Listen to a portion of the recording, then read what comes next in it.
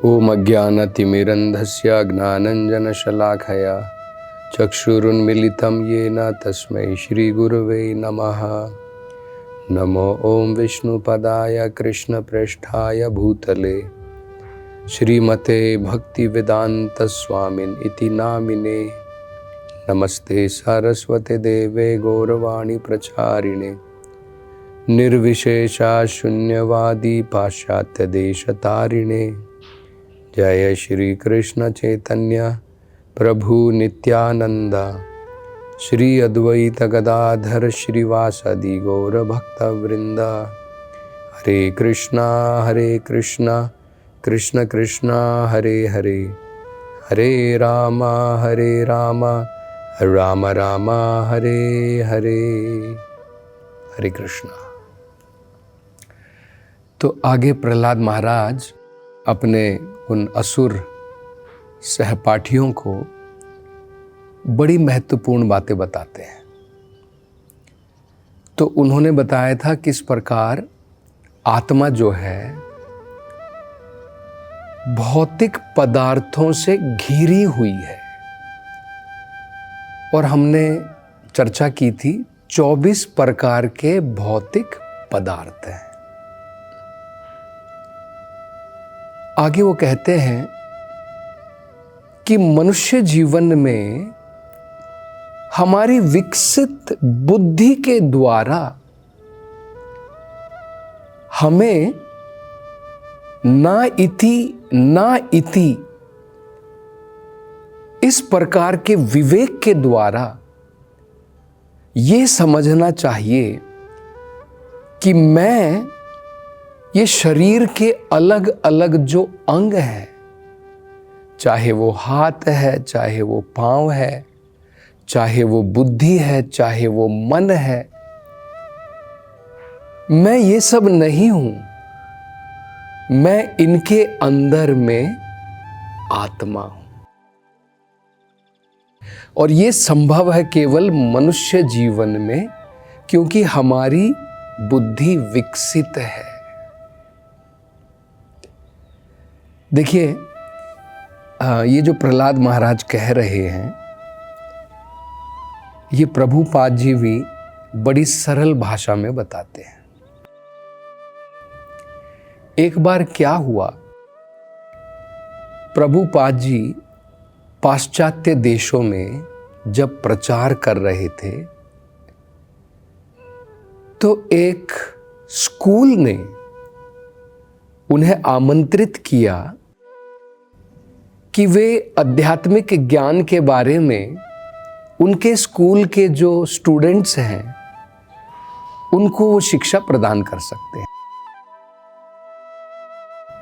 तो देखिए, छोटे बच्चे जो होते हैं, अब उनके लिए इतना आसान नहीं है आध्यात्मिक ज्ञान को समझना, लेकिन बड़ी सरलता से भक्तिवेदांत स्वामी प्रभुपाद ने इन बच्चों को ये एक बड़ा सरल पाठ सिखाया कि हम ये शरीर नहीं है, हम इस शरीर के अंदर में आत्मा है, अलग है, शरीर से भिन्न है। आत्मा भौतिक पदार्थों से भिन्न है।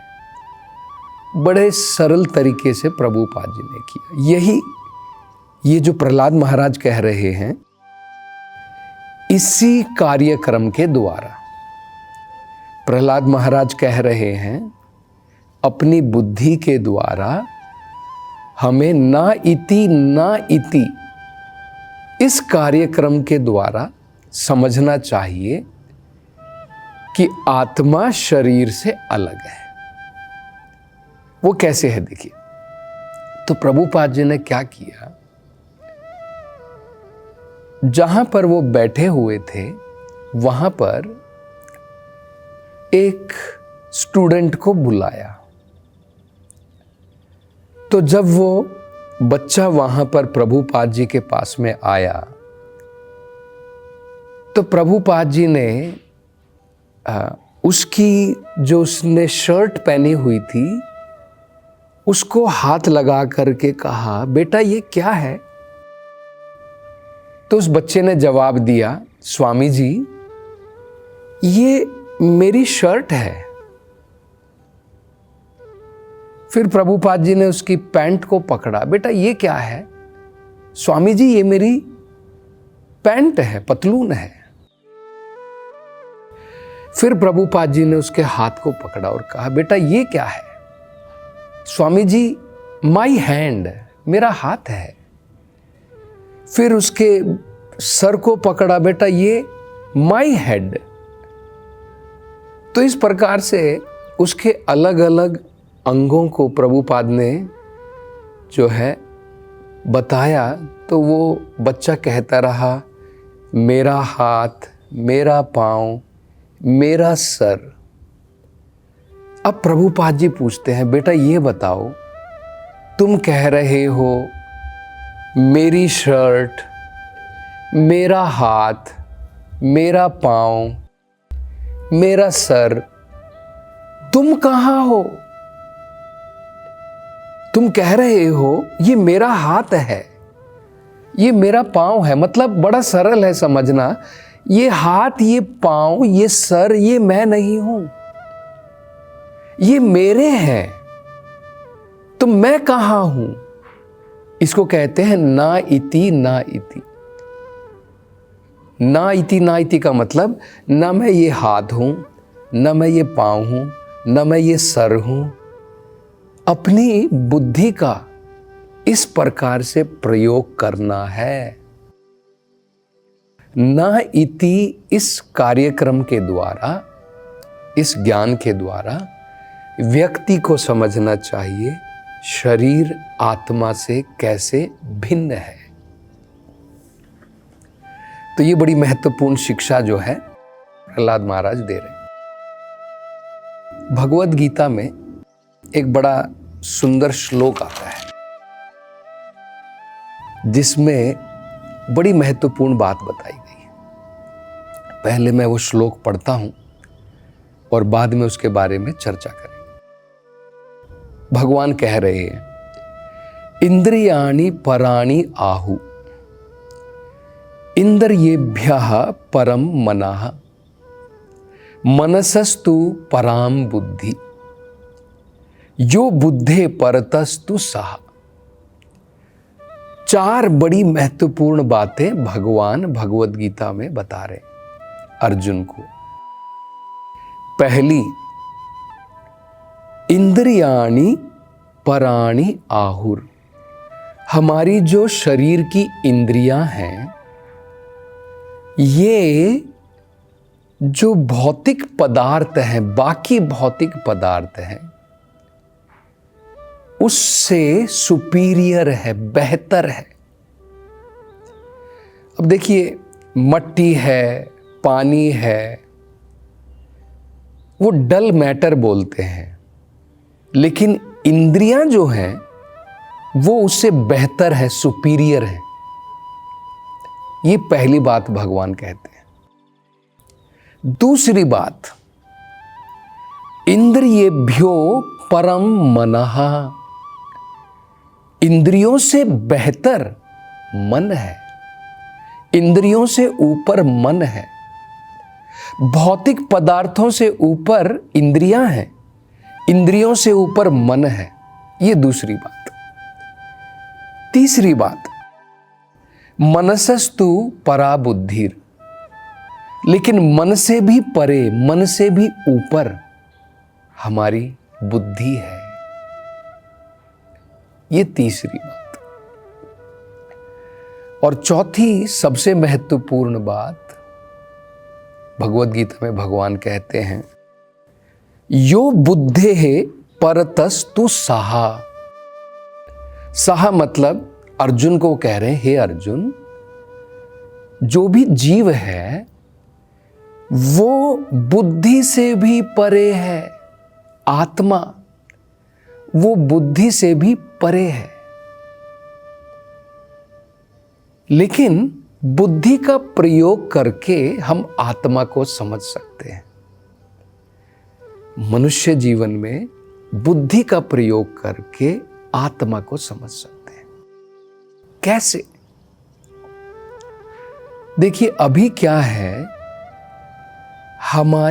अभी हमने ये तो समझ लिया ना कि देखिए, भौतिक पदार्थों से ऊपर इंद्रियां हैं, इंद्रियों से ऊपर मन है, लेकिन मन से भी ऊपर बुद्धि है। ये हमारी समझ में आ गया है। अभी देखिए क्या उल्टा है, हमारी इंद्रियां जो हैं जब भटक जाती है, मान लीजिए आप कहीं पर जा रहे हैं, हमारी इंद्रियां क्या है? आंखें हैं, कान है, ये स्पर्श है, ये सारी हमारी ज्ञान वाली इंद्रियां हैं। अब क्या है, इंद्रियों के वस्तुओं से इंद्रियां आकर्षित हो जाती हैं। हमारी आंखों से जब हम किसी खूबसूरत सुंदर वस्तु को देखते हैं, हमारा मन उस तरफ आकर्षित हो जाता है। देखिए, इंद्रियां अभी मन को कंट्रोल कर रही हैं, मन को खींच रही हैं। असल में उल्टा होना चाहिए, मन को इंद्रियों को काबू में करना चाहिए। अभी क्या हो रहा है, हमारी इंद्रियां मन को खींच करके ले जाती हैं। इसी प्रकार से बाकी भी इंद्रियों को भी आप देख सकते हैं। हमारे कान है, हम कहीं पर मधुर स्वर सुनते हैं, संगीत सुनते हैं, हमारा मन उस तरफ खिंच जाता है। मतलब इंद्रियां हमारे मन को खींच रही है। अब देखिए, ये जो इंद्रियां हैं, बेकाबू होने से व्यक्ति अपनी जान तक गंवा सकता है। ये वेदों में उदाहरण दिया है। कुछ उदाहरण दिए हैं समझाने के लिए। देखिए, जैसे उदाहरण दिया है मछली का उदाहरण दिया है कि उसकी एक इंद्रिया जीभ जो है वो बेकाबू है, उसके कारण वो अपनी जान गंवा देती है। आपने देखा है, अरे भाई, मछली के लिए पानी के अंदर में इतना सारा भोजन है, लेकिन फिर भी वो जो मछुआरा वहाँ पर नदी के किनारे खड़ा है, उसने अपना जाल डाला है, बेट डालता है ना, आपने देखा होगा, एक लकड़ी है, उसमें वो छोटा सा कुछ भोजन डालता है और मछली को कांटे से पकड़ने का प्रयास करता है। क्यों? मछली के लिए पानी में बहुत सारा भोजन है, लेकिन इस भोजन की तरफ आकर्षित होकर के वो मछली अपने प्राण गंवा देती है। ये एक उदाहरण दिया है मछली की जीभ के बारे में। इसी प्रकार से और उदाहरण दिए हैं। दूसरा उदाहरण दिया है भंवरे का या मधुमक्खी का। मधुमक्खी जो है वो बड़ी ही जो फूल होते हैं जिसमें बहुत बढ़िया खुशबू होती है, महक होती है, उसकी तरफ आकर्षित होती है। अब देखिए, कुछ फूल ऐसे होते हैं जो सवेरे तो खिले रहते हैं, लेकिन जैसे ही सूरज डूब जाता है, सेट हो जाता है सन, ये फूल बंद हो जाता है। मान लीजिए मधुमक्खी इसमें बैठ गई है, वो उसमें इतनी खो जाती है कि उसको ये आभास नहीं रहता है कि फूल बंद हो जाता है और अपने प्राण को वहीं त्याग देती है। ये उदाहरण दिया है देखिए वेदों में। तीसरा उदाहरण दिया है, कुछ ऐसे कीड़े होते हैं जो लाइट की तरफ आकर्षित होते हैं। मान लो करंट चला गया, आपने दिया जलाया, मोमबत्ती जलाई, बहुत सारे कीड़े उसमें आकर के मर जाते हैं। क्यों? उसकी तरफ आकर्षित होते हैं। वो लाइट में उनको पता नहीं क्या दिखता है, उसकी तरफ आकर्षित होकर के, मतलब अपनी आंखों के कारण उसकी तरफ आकर्षित होकर के अपनी जान गंवा देते हैं। देखिए, ये बहुत सारे उदाहरण दिए हैं। किस प्रकार से एक एक इंद्रियां उनकी बेकाबू होने के कारण वो अपने प्राण खो देते हैं। एक और उदाहरण दिया है, ये उदाहरण दिया है हिरण का। हिरण को जो है मधुर स्वर बहुत प्रिय है। अब शिकारी क्या करता है, मधुर बांसुरी बजाता है और हिरण जो है मुग्ध हो जाता है, भागता नहीं है। शिकारी क्या करता है, उसको मार गिराता है। ये चौथा उदाहरण दिया है। पांचवा उदाहरण जो है हाथी का भी दिया है, स्पर्श के कारण। आपको पता है जंगली हाथियों को कैसे पकड़ा जाता है?